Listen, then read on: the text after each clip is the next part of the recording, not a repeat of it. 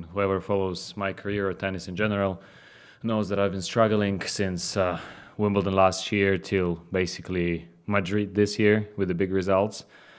I dropped significantly in the ranking, and I didn't know why. And I was really, really close for taking 3 or 4 months break of tennis completely after Wimbledon. But my coach asked me, to be professional, to play until Wimbledon including, and then if I'm out of a top 100 or whatever, I just take a pause maybe for half a year. I didn't want to play. I had no joy. And, but I kept my promise to my coach. I worked hard, and having made, quarters of French, following up with the Halle victory again, that's beyond my wildest expectations of what I could achieve, in a short period of time, not to go to the absence for half a year, enjoying home.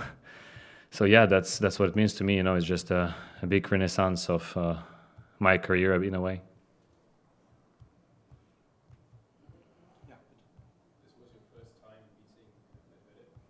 How did you do it? Did you do anything different? There is sometimes there's few matches that you feel like maybe that's not the only chance, but this is like a bigger chance to win a certain match than you had before. And I definitely felt like a 500 final under really fast conditions under the heat. So favors me a lot with the serve. So it's easier points. So he cannot control me as much as he was doing in the past of our meetings. So I just stayed there. I was 100% focused. I didn't show any emotions. I think I didn't even show the positive emotions. So the idea was to stay there and serve.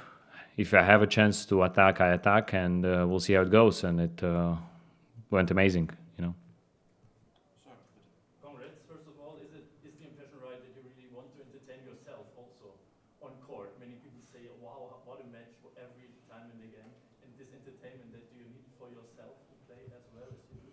Not only work tennis, but really play it?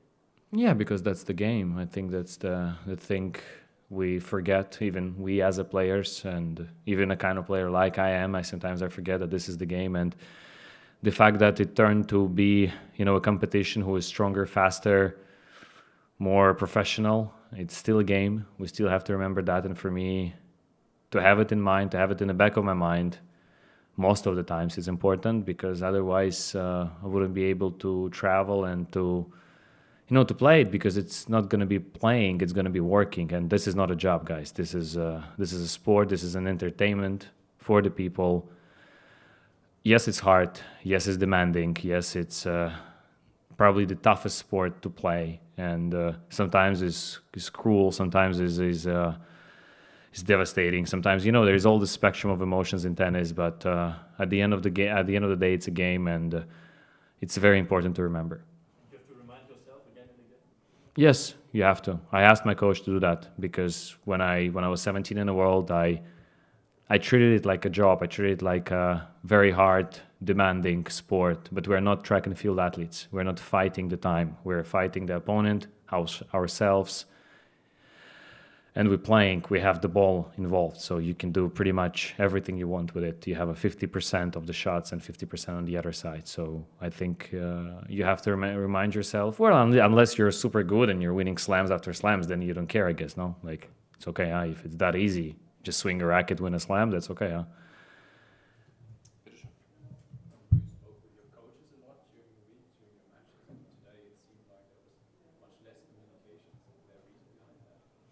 That was the only way for me to stay composed and to beat Daniil. It's more of a mental. Of course, it's a game side, but with my case in this scenario that we played today, it was a mental match from my end. From my end, I have to keep focused. I knew that he will return. I knew he would. He's better than me in the ground strokes. He's better than me in most of the things he's doing on court. So I had few tools that I need to execute well in the right moment, and obviously the mindset and the mentality going into the match. I've lost 6 or 7 times, and if I would do the same thing, I should not wait for other outcome. So I have to change, and I did, and it worked. It seems if you don't feel any pressure in this important situation the whole week. That's false. The moment when athlete doesn't feel any pressure, he won't be able to play. I'll have to tell that. Even when we see the greats, Roger, Rafa, Novak, Yannick, Carlos, all those guys, they all feel pressure, even though they're just super good not to show it to people, to the opponents, and to maintain their level so they don't drop the level when they're tense. But I think the moment when you actually don't feel anything, what's the point of playing? You can play on your backyard, and especially if you've been around for the tour for many years, you can afford that. You can just say, okay, if I don't feel any emotions, I don't care if I win or lose. It makes no sense to play a professional sport. Any last question? Please. How will you be celebrating tonight? Do you have anything special planned? Champagne.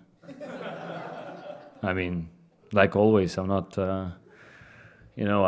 I promised my coach that I won't be drinking during the weeks. So it's been 2 weeks already for me. So I have to start. There's a few days before Wimbledon, so I can relax a bit. Put my body in place. And as I said, tennis is a brutal sport.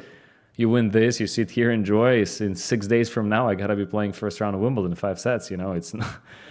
So I'm gonna take 3-4 days off. We're gonna travel to London. I'm gonna meet my family there, and I try to get ready for Wimbledon. Thanks very much. Thank Congrats you. again. Thank you. One interview in front of the podium, please. Sure. I keep it or in my hands or?